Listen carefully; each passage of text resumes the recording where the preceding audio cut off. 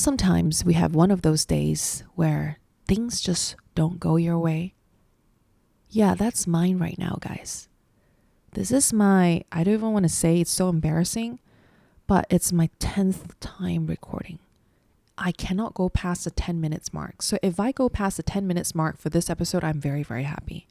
Something is off today, but I am persistent to record this episode because it is a very important conversation that I think all of us need to have.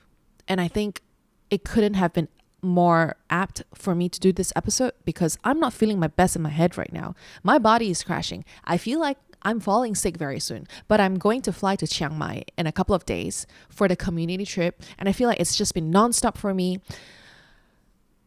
Maybe it is sign to slow down, but it's okay.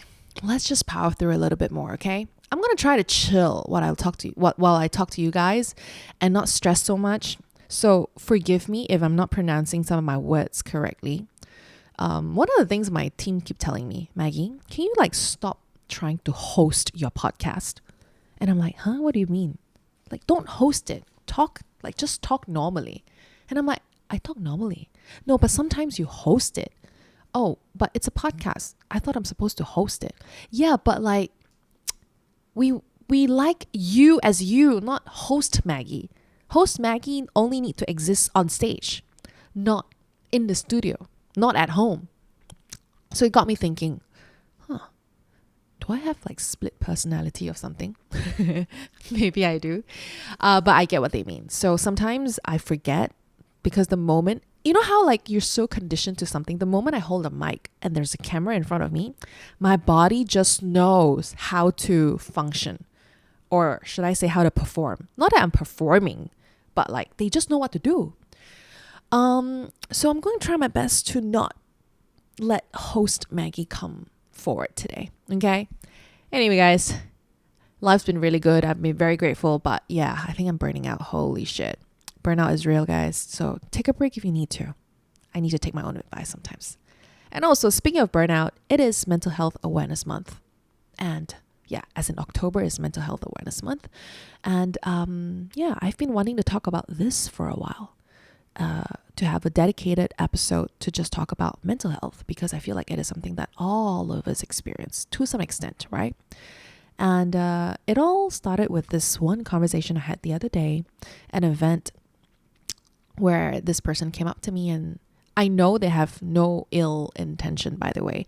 I know they meant well. They just care and they just ask, Maggie, are you okay? Why are you still going to therapy even after 5 years?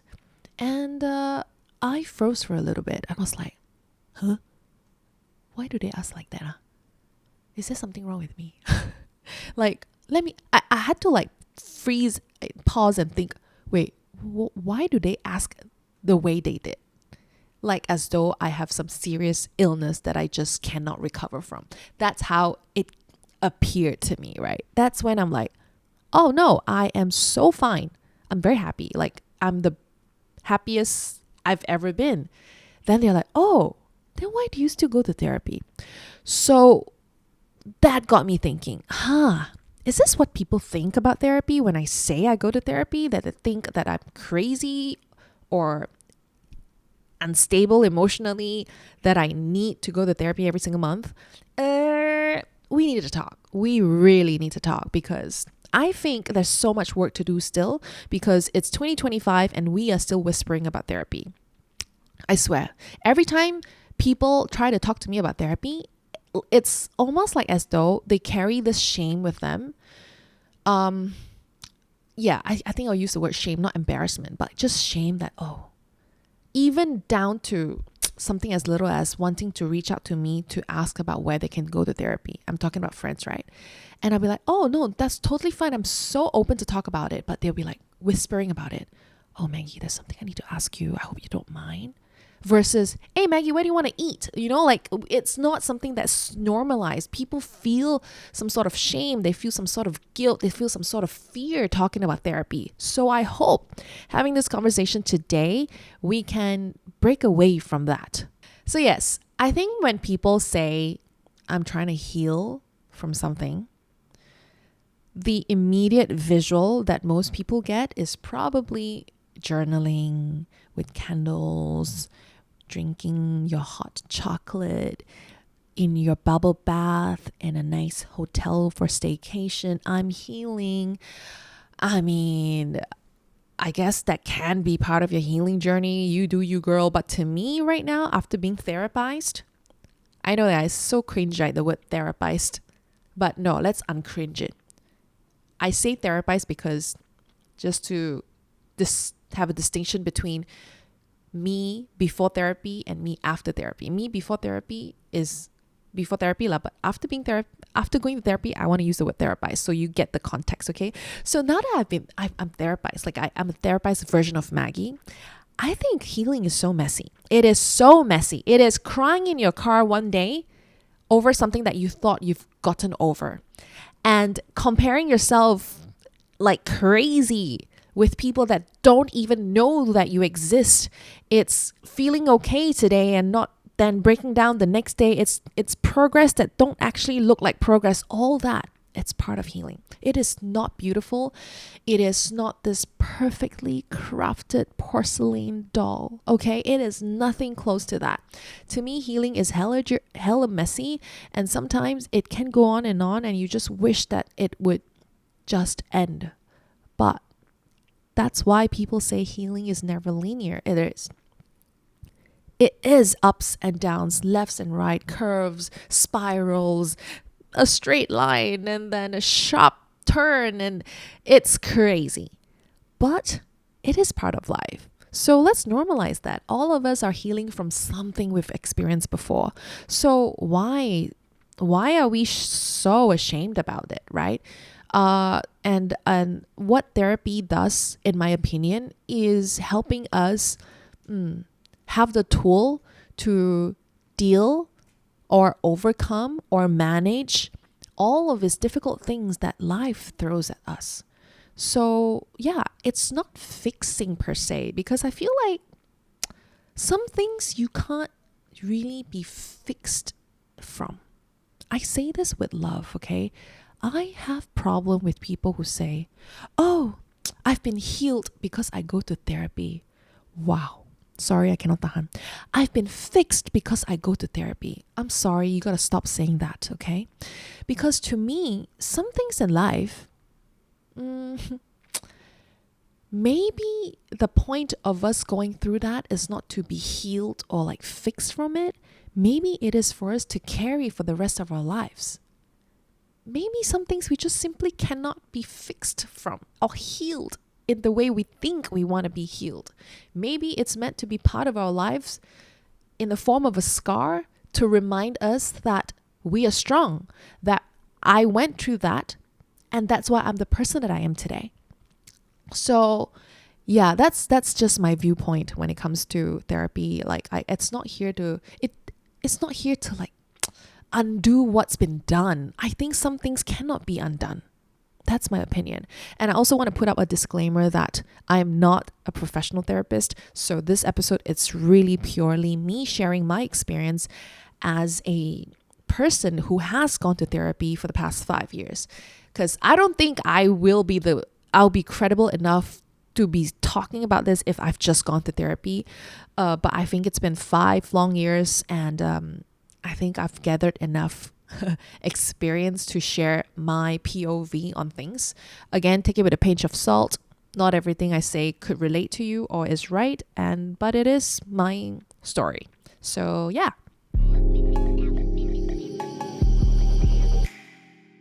All right, let's start off with shit that I wish I knew about therapy, okay? The one thing that I really wish that I knew was not every session is gonna feel good. And that's facts, guys. Before therapy, the first few months probably, especially the first session, I walked in thinking, oh my God, I can't wait for therapy because this problem will then be gone. Holy shit. I was so wrong, because in therapy, you got to work on things. It's like a workout, but for the mind. Your therapy will ask you hard questions that you don't want to answer. Your therapy therapist, sorry, I keep mixing the word therapist, therapy, but you get the point, okay? Sorry if I said it wrong again and I don't realize it. My therapist will ask me difficult questions. They will really make me dig through my memories that I don't want to go through again. It is tough work in there, guys. It is not something that I look forward to all the time. So if you think you're going to walk out of that room feeling lighter, problem solved, only see rainbow and sunshine, I'm right here to tell you that I don't think that's how it's going to be every single time. Maybe there are some sessions where you walk out feeling so much lighter, better. Sure, I'm happy for you. But there are sessions where when you put in so much work, when you are really unraveling stuff that hasn't been touched or unraveled in a long, long time, it's going to really drain you. And I hope it's in the best way possible, because you gotta break down to have some sort of breakthrough, right? Yeah, at least that's what I believe in. And true enough, after 5 years of therapy, not every session is good. Some session makes me feel nice. Some session makes me feel like, oh, what the fuck? Or some session be like, fuck, I don't know how to feel right now. Holy shit, I'm so tired. Or some session would just make me cry in my car. And some session will make me happy. Like, oh, I'm so proud of myself. And some sessions makes me feel like nothing. I don't even know why I went. And I might feel like, oh my God, I'm wasting my money. But then the session after, or like a couple of days after, that's when it kind of sinks in. I was like, oh, I get it now. So it's always this invisible work that you don't get to see all the time, which is why maybe people say, oh, is it really worth it? Because sometimes you don't see the results right away. It is not an instant thing.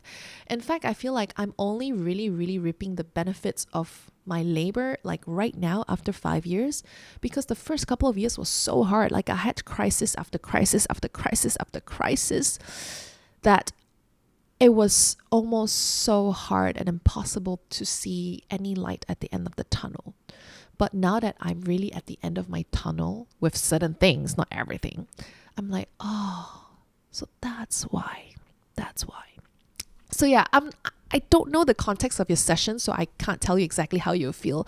I'm just really giving you a framework, or like a baseline idea that not every session is going to feel good. In fact, sometimes my therapist will tell me, Maggie, go home, take a nap, and go work out, sweat it out, release something, because that was a lot. Like my therapist will know if it's a heavy session or not, that she would tell me to go home and kind of like balance things out, right? And sometimes I don't even have the energy to go work out. I'll go home and freaking knock the hell out. And the next thing I know, I wake up like 3 hours later feeling so groggy. So it's not always easy and good. In fact, my mom will also tell me, 你还要去心理医生做什么? Translation, why are you still going to therapy? What's wrong with you? Honestly, like I get it why some people don't get it, because it's so hard to grasp. It's not something tangible that you see. It is all internal. So yeah. And the next thing I want to talk about, guys, wow, this one I wish I knew earlier, but I'm going to tell you right now so you can save the heartbreak. Finding the right therapist feels like dating. Holy shit. You're not going to click with the first one that you see. I cannot recall. It's been 5 years. So like it's been more than 5 years since I went through that. So I don't quite remember like how hard it was. I think I went to like 2 or 3 therapists and just felt like utter shit walking out of the room, thinking, holy shit, why the heck did I pay that money for that person? Because they did absolutely nothing. And at one point I just felt like, okay, maybe therapy is not for me. Holy shit, this is not working. But what I realized is that therapist just wasn't the right one for me. I'm glad I didn't give up. I did for a little while. I was just like, fuck this shit. I'm just going to go drink and like have fun with my friends. But my problem just came back, right? Like if you don't confront your trauma and your worries and your issues, they will confront you. So I was forced to confront them back in the day, which led me to going back to try to find my therapist again. Eventually I found that person. It took me so long to find the person, the therapist that I'm with today. It's really like finding the one. You gotta go through a couple of bad dates before you realize how good a good date can be. It's like when I don't want to keep relating it back to relationship, but like You know how going on bad dates can feel? You feel like, fuck, I don't want to date anymore. It's so draining, it's so tiring.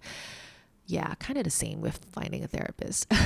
But of course, I think these days there's a lot of information online and also Google reviews, which really, really helps. So when you are looking for the right person or the right place, I think having someone that is close to where you're living, I mean, the center, is very helpful. Oh my gosh, can you tell that I'm shutting down again? Holy shit. This is as real as it can get, okay? I'm shutting down. My brain is shutting down.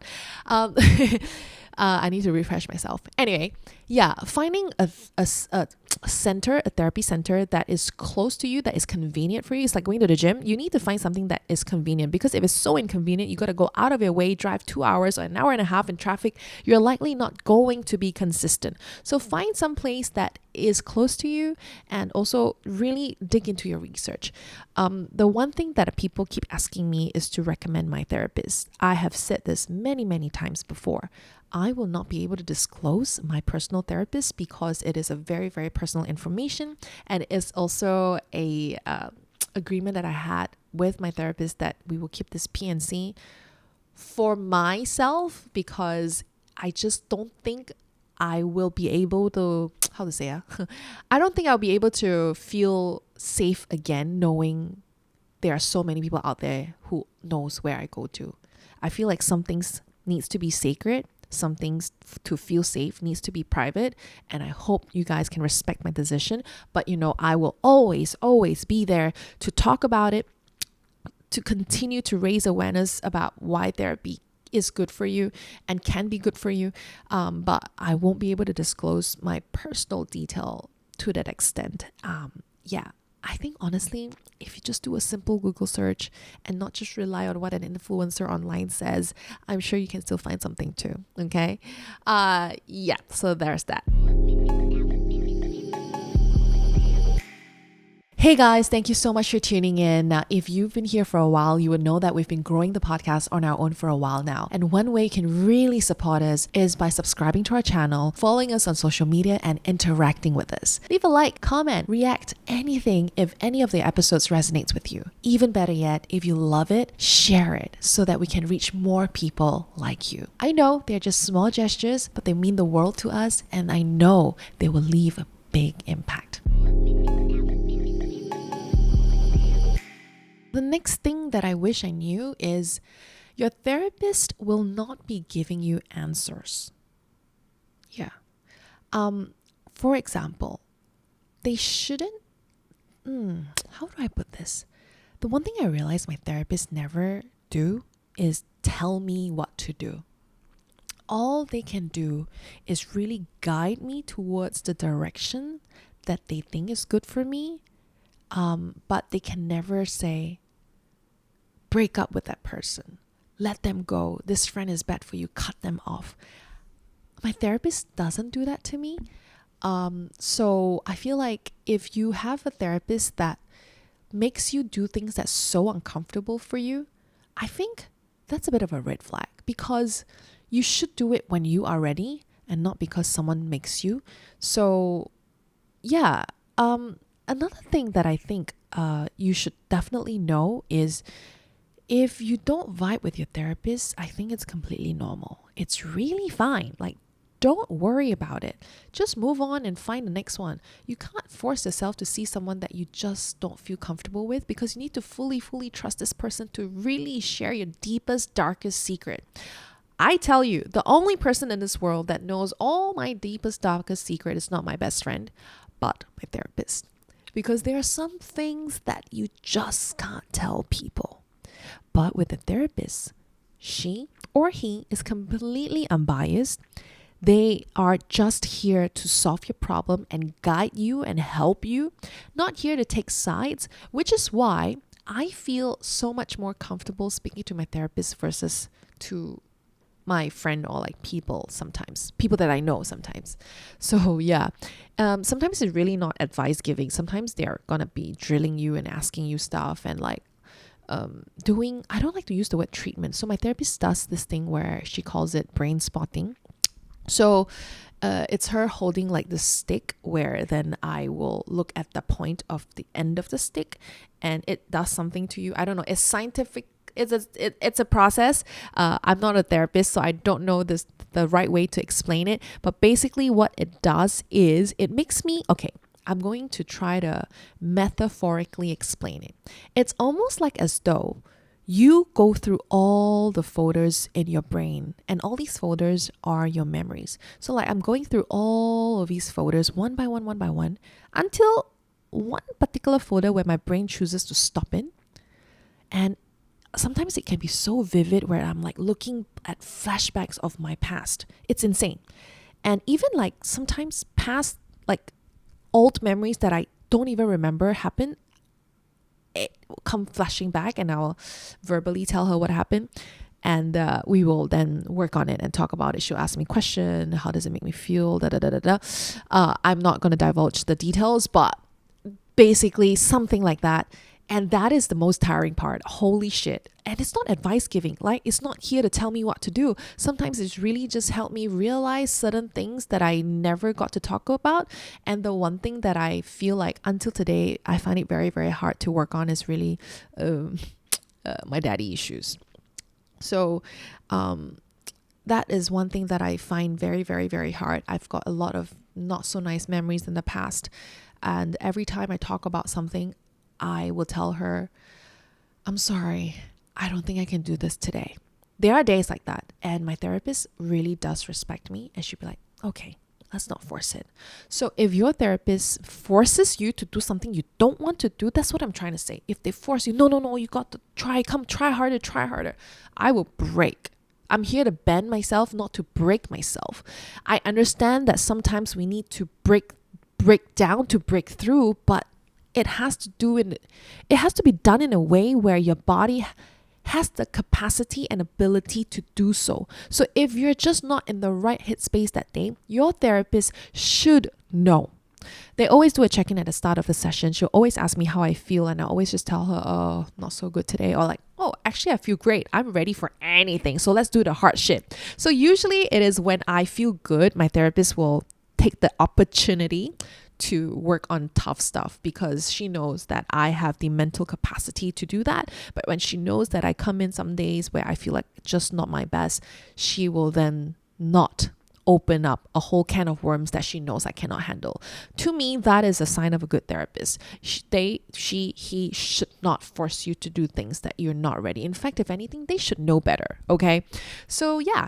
Another thing is, I think I said this before, therapy is so draining. It's so draining. Like, I cannot begin to explain how tiring it feels if you've never been.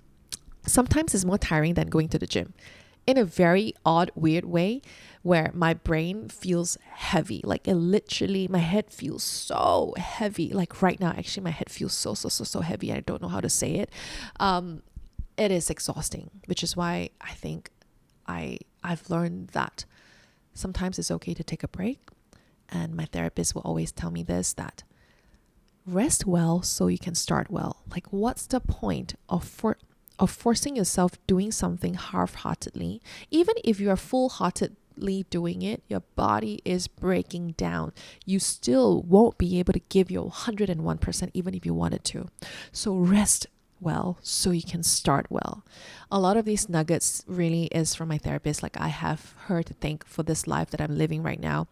And sometimes it's crazy. Sometimes like we've gone through so much together that sometimes we just sit there and I'll tell her, oh my God, I can't believe all of that happened. And that is the beauty of therapy, that your therapist will have your folder of your past, your report. Like every session, basically, they will write down notes. So like, oh my gosh, she will walk in with a whole folder of notes every single time. And I'm like, I wonder what's in there, because I know there's some shit right there that can just make me, I don't know what I've said in the past, but basically she'll always walk in with a folder like of my files. And sometimes I'll see her like flipping through the pages, going back to like 3 years ago. And she'll ask me, Maggie, do you remember you said this? And I'll be like, what? I said that? I would never say that now. And she's like, exactly. That's how much you've grown. And that's why I would fully advocate for therapy to anyone in this world. Although, I think therapy is for everyone?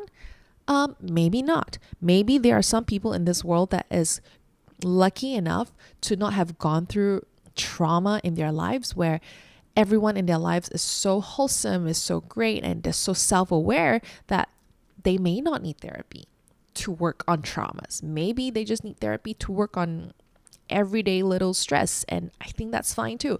So if you fall into that category of people who grew up in a very healthy environment, look, I'm so happy for you. But for the rest of us who may not have had that kind of privilege to grow up in a healthy relationship or family, or has never been burned, not everyone's lucky. So I think therapy would really help you overcome certain things in life. And I don't know. I hope by me saying whatever I say, make you realize why therapy has helped me so much. Like, I don't even know how to verbalize a lot of these things that I want to verbalize because it's so intangible. It's like really like invisible work, like I said, but I'll try my best. Okay, another thing I wish I knew, it's that it is very costly, but it is an investment. Again, sometimes for investment, you need to see the results, right? Like you need to see your reward. You need to see your wins. But with therapy, sometimes I get it. It's so hard to see the wins until much later. And sometimes even after much later, the wins is not as obvious as you think or as you want. But it is worth it, I swear. It can be expensive. So one of the things that I always get asked is how much is a session? I think in the market, it can go up from 50 ringgit with a trainee to 600 or 800. I've heard some sessions are 800 ringgit. So yes, therapy can be expensive, which is why not everybody can afford. But I do wish one day, if I have the power, I will make therapy accessible to every single one. But at the moment, unfortunately, we don't have that. But if you can afford therapy, I really think that saving or like allocating between 150 ringgit to 200, I think that's fair. I personally pay between 250 to 350 now, because it's been quite long, and I also want to support my therapist, so I try my best to also pay her current rate. So yeah, it's not cheap, I have to say, but like I said, it is an investment. I think at the end of the day, find something that works within your budget, because honestly, paying 500 ringgit for an hour of therapy really isn't at the top of my priority right now, because some of us have bills to pay, some of us have people to feed, and some of us don't earn that much. And that's very fair. That's why for the longest time, I couldn't afford therapy for that reason, because it was just not within reach for me. Like, I have just enough to pay my rent. I had just enough to make sure I have food on the table and for petrol and this and that, and very little left for savings. And at the time, I really couldn't afford therapy. So if you really, really can't afford therapy, I believe there are cheaper options with people who are just trainees. And if that's something that you don't mind, I think it's worth giving it a try. But of course, I think another thing, I know this is not the same as therapy, but having a friend that you can lean on, I think is so important. At the end of the day, talk therapy for me is basically the support system. Yes, a therapist is someone who's fully well equipped with the tools that can really help you. But like, if you really, really absolutely cannot afford, I think having a friend that you can trust and you can speak to and will have your back, I think that is also very, very important. Because let's be real, I don't see my therapist 24/7 of the day. But there are times where I'm so stressed out and I really need to talk to someone. Our friends are really such important support system in our lives. So invest in your friendship as much as you want to invest in a therapy, because I feel like friends are forever. I don't think my therapist will be with me forever. There will be one day where I feel like maybe we need to part ways because, for whatever reasons that she no longer want to do this or whatnot. I'm going to have to be okay with that. And because life is such, I can't fully rely on her. And one thing that can be quite dangerous, I feel like, is being overly reliant on your therapist. I think I went through that phase where I feel like, okay, I have a panic attack coming. I cannot, I need to see her right now. But the truth is, she is not available. She is probably out of the country or she's giving birth right now. And I remember there was one time where she was, she literally was on maternity leave for like 3-4 months. And I couldn't book a session with her. And it was, I went through a crisis where I feel like I cannot or I'll die. I went through that whole phase. But I'm glad I'm over that phase because the tools that she has equipped me with allows me to be a very emotionally mature person where I can overcome difficult things. Maybe even if I break down, I know I can stand back up. Even if I feel like I'm going to die, I don't think I can do this, I'm spiraling. I know there is always light at the end of the tunnel. So I feel like that's what therapy did for me. That is to give me the tool to overcome stuff that I don't usually know how to overcome. An emotion, anger, frustration, guilt, whatever it is, I just feel like I'm so much more equipped to deal with them. Yeah, doesn't mean I don't break down. I feel like I still break down. Doesn't mean I don't spiral. Holy shit, I spiral so much. It's just that I know when to catch myself and I know when to bring myself back on earth. So yeah, that's the investment that I'm talking about that sometimes really is so hard to see. Okay, you've been to therapy 5 years, so what has it done for you? Like right off the bat, sometimes I don't know how to answer, but like when I'm going through a crisis in life, that's when I can really, really see a difference when it comes to my growth. That, wow, I dealt with that stress so much better than I did before. I dealt with that crisis way better than I did 5 years ago. So yeah, like I said, invisible work that is so hard to verbalize sometimes. Yeah. Oh my gosh, this is so important before I move on to your questions, guys. There is a massive difference between a psychotherapist versus a psychiatrist. I will tell you a quick story. So in my early days of looking for a therapist, I actually walked into this center. It was a clinic and I was waiting for my turn. And I walked into the room when the nurse called my name and I thought, oh my God, I can't wait. I think it was my very first session, actually. My very first time thinking that I was seeing a therapist. I walked into the room and, okay, give me a sec. Let me just readjust myself. Okay. And then I was like ready to pour my heart out because I had all the notes. I had mental notes of the things that I really want to talk about. And I introduced myself. Hi, doctor. My name is this. So I am going through this. I was vomiting words. And all he did was look at me with a poker face, like literally like this. Okay. I think he just couldn't wait for me to stop yapping. And then he said, okay, looks like you're depressed. Okay, I'll give you some meds. Cool. All right, you can come in 2 weeks, I think 3 weeks or whatever. This should be enough for 2 weeks. And I was like, what? Oh, sorry, what? That's it? Is this what therapy should feel like? Is this what therapy is like?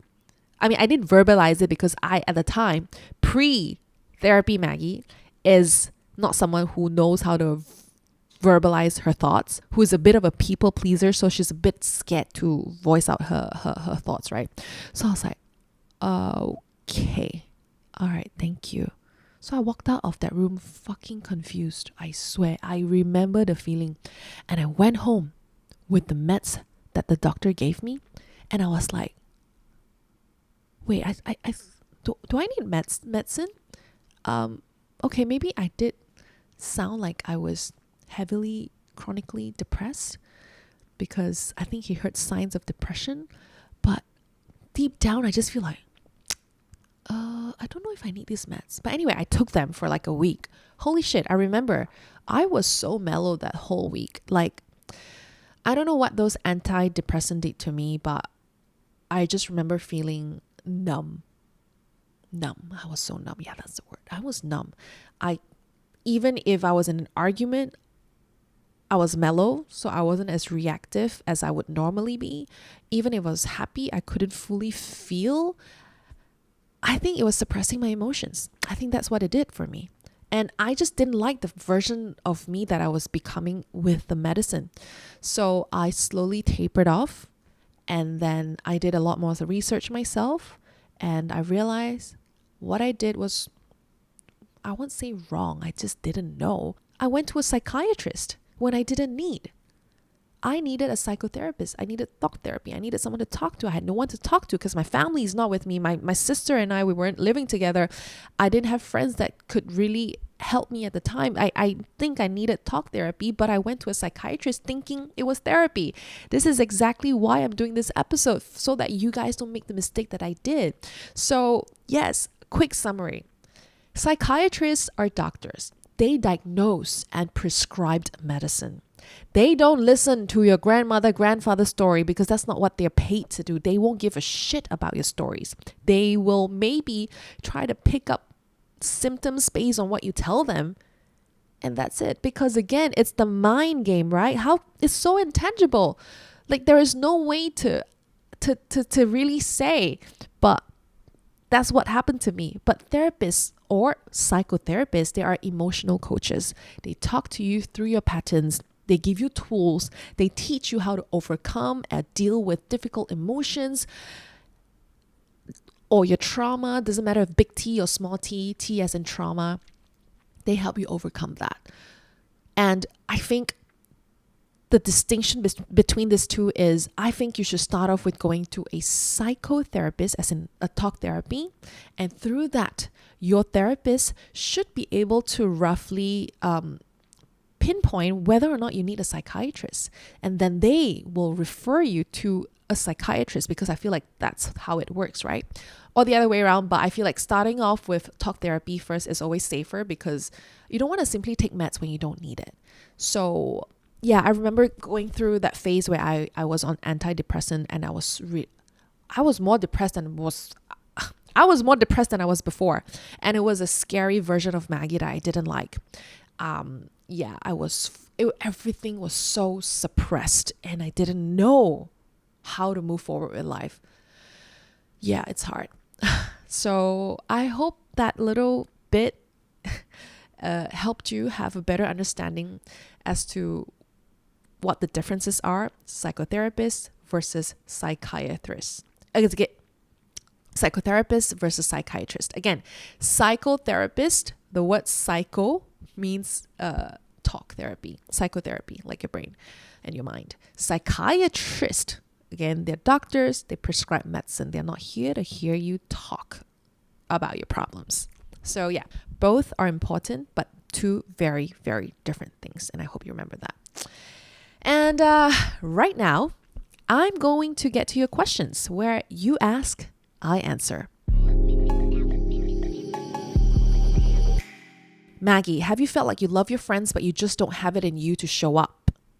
100%.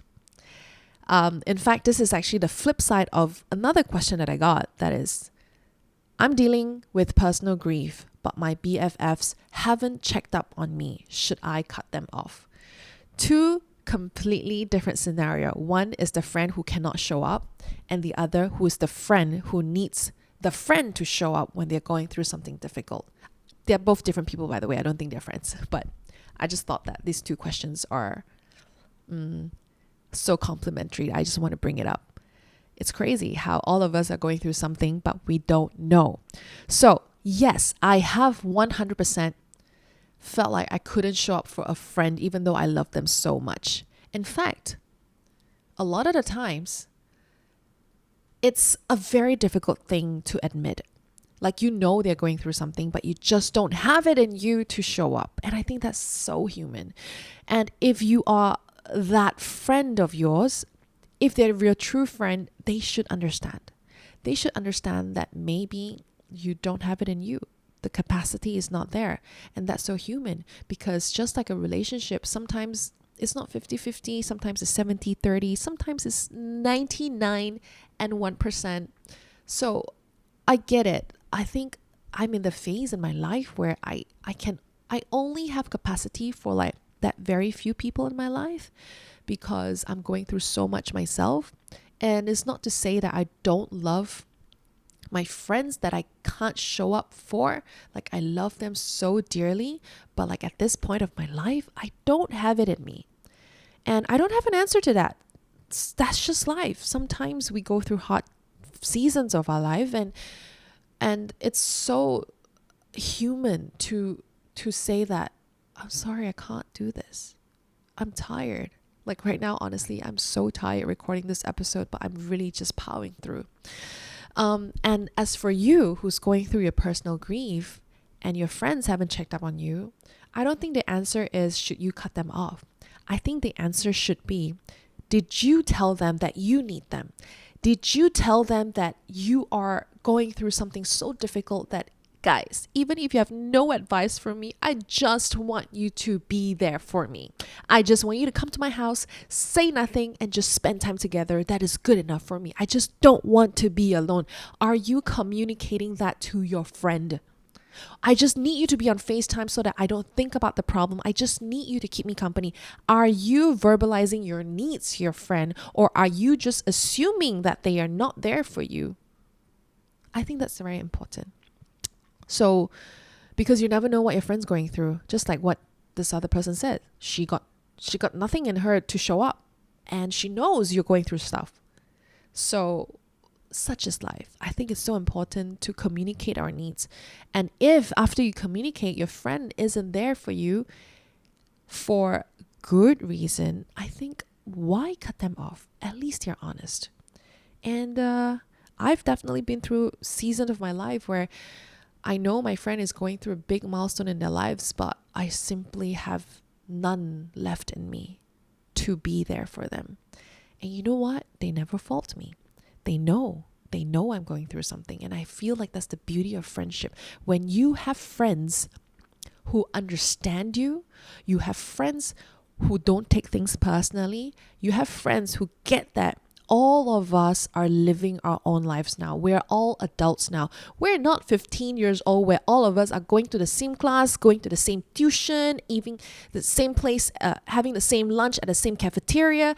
No, all of us are really going through different waves every single day, different battles that maybe you don't know.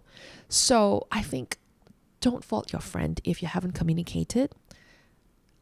Ask them and tell them. And as for you who don't have it in you anymore, don't fault yourself. Rest, because maybe that's what you need now. And if your friend truly loves you, they will not blame you.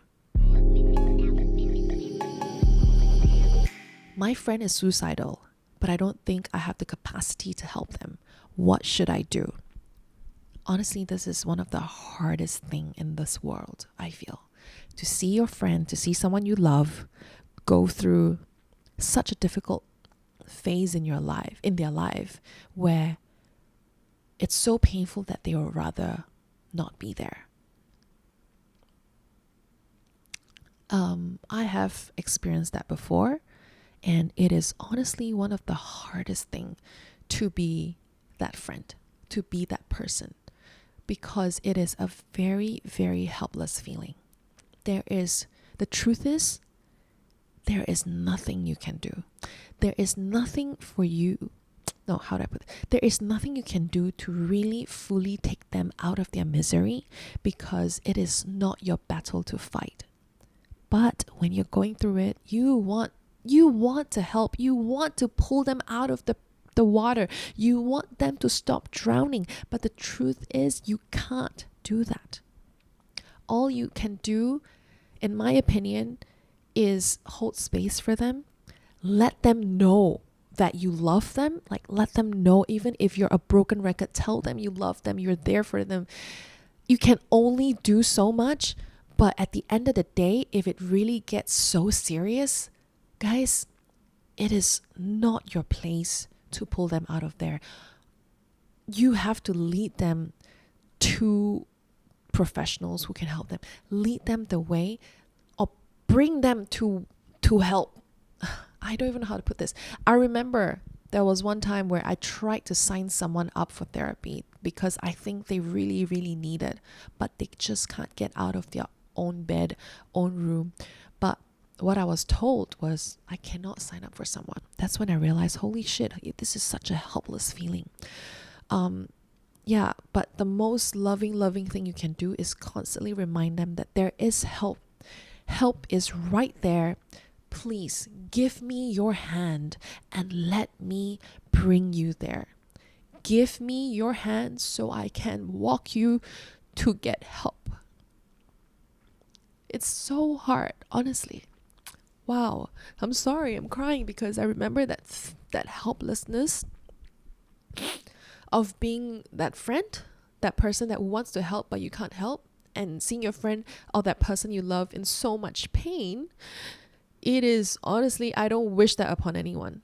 It's the hardest thing to go through. In fact, maybe you need therapy yourself because going through something so difficult, that kind of burden on your shoulder, you can't carry it yourself. Yeah.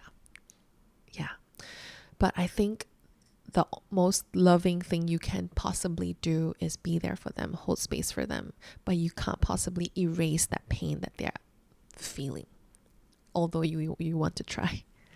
But there's also Befrienders KL if things get really serious. I was told it's 24 hours, it's anonymous, it's also non-judgmental. If you're someone who's going through something very difficult, you can call this number. It's 0376272929. Again, it's 0376272929. Or you can just Google Befrienders KL and just say you need help.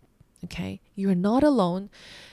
Know that you're not alone. There are people who love you. There are people who want to help you. There are people who would die for you. But, I shouldn't say the word die. There are people who would do whatever it takes to be like, to switch roles with you. But the truth is, they can't. So you have to help yourself. And better days exist. There are better days out there. It's hard to see it right now, but it's there waiting for you when you're ready.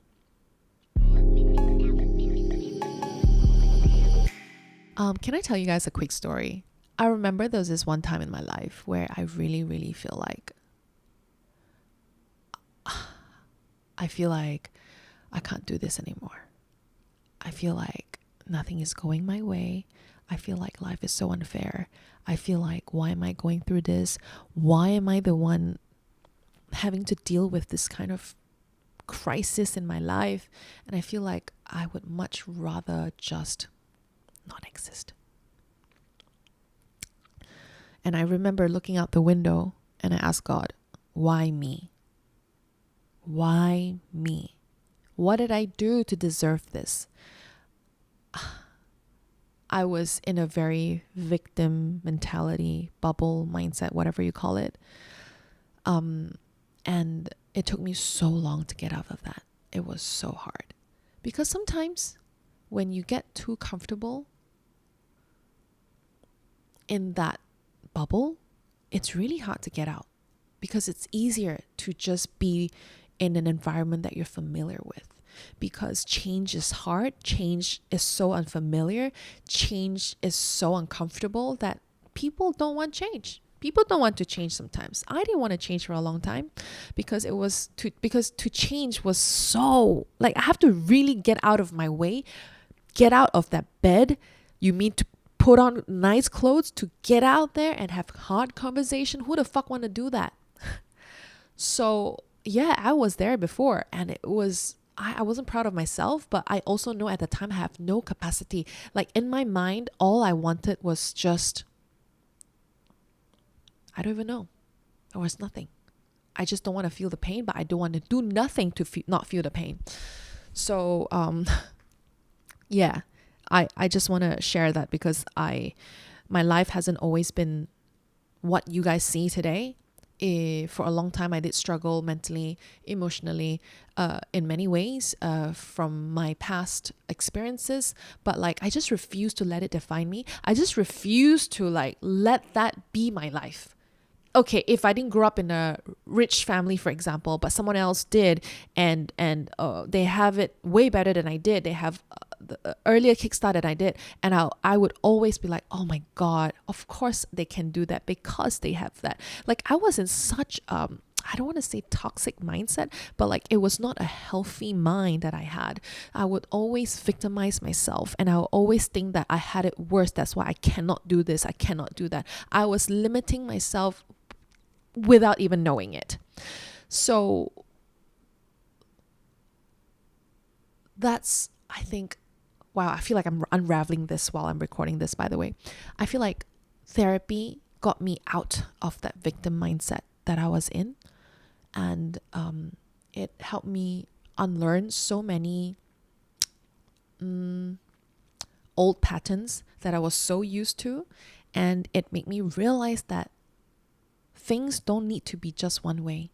There are many other ways and possibilities to get things done, for things to happen, for you to feel, and for you to deal. And yeah, that's what therapy did to me. Again, a lot of invisible work that maybe people don't get, and that's fine. Like, who cares what people think? It's your life at the end of the day. These people are not going to the grave with you. Does it matter? It's you, your heart, your mind. You want to live a life that is fulfilling. You want to live a life that's good for you. You want to live a life with people that makes you happy. But first, you need to be that person for them too. So, yeah. Sorry, I'm rambling a little bit. Anyway, next question. How do you achieve emotional stability? It's so much easier than done. Look, I'm going to be honest, like I've been saying. It's not something that I think, in my opinion, it's not one and done. Emotional stability, in my opinion, is not one and done. All right, I worked so hard to get emotional stability and I'm done for the rest of my life. I will not be unstable anymore. There will be ups and downs because life is like that. There will be good days and bad days. There will be days where you can so deal with this problem, and then days where you absolutely cannot and you just come crashing down. And that's so normal and that's so human. So for me, stability is really more like building a tool. And so that when shit happens, you don't collapse as hard as you used to. So that tool for me is therapy. Sometimes it's journaling. Sometimes it's writing things down, because my therapist will always tell me sometimes our problems is bigger in our head than it really is, so that when you actually write things down and you read back, oh, it's not that bad. It's not that bad. That's when you have a bit more clarity of what actually is going on, because in our mind it's so easy to spiral and just be in somewhere else, but you got to come back to earth and letting yourself understand what truly is going on. Is it really this or something else? And if it's something else, how can I deal with it? So for me, that's what therapy has really taught me. And sometimes it's also allowing myself to come crashing down, for me to crash and burn so that I appreciate the better days. So sometimes it's really just sitting in the discomfort. Like what solo traveling did for me was forcing me to sit with my discomfort of being alone. I could never be alone for a long time. Holy shit. But now I'm like totally okay. Of course, there are days where I wish I'm not alone, but hey, that's fine. Like, it's not the end of the world, is what I'm trying to say. So how do you achieve emotional stability? For me, with therapy, it has helped. Sometimes writing things down, and because when you're not emotionally stable is when you spiral, right? So for me, really coming back to earth, sometimes I just close my eyes and I breathe and I try to listen to the sounds around me, and I try to pay attention to the different sounds. Like right now I can hear the sound of my own voice, my breathing, and I can hear some cars outside, and I can hear the sound of my AC. Like, then I can come back. Because when I'm calm, only when I can think with a clear mind. Because if I'm spiraling, no matter how clear I think I am, I'm never clear. I'm blur as hell. So yes, I think that is the hardest thing to do, because to go through the discomfort is the hardest thing to do. But the moment you have built that resilience, I think nothing can bring you down. Sure, you will break down, but you could get back up in no time. And a bad day would just be a bad day for you. You know, good day will come, and not let the bad day define your entire year or your entire month.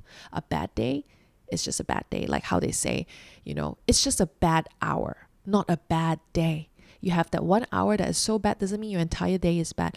That for me, with therapy and with all the work that I've done, and of course having good people around me that make me realize that there are many different ways to deal with problems, and I don't need to always be angry. I don't need to always be frustrated.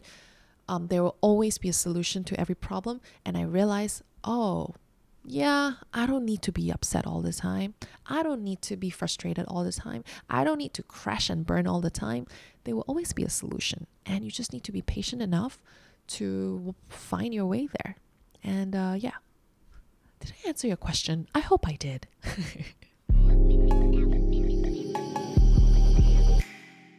All right, guys, I think that's all for today. I'm out of gas right now.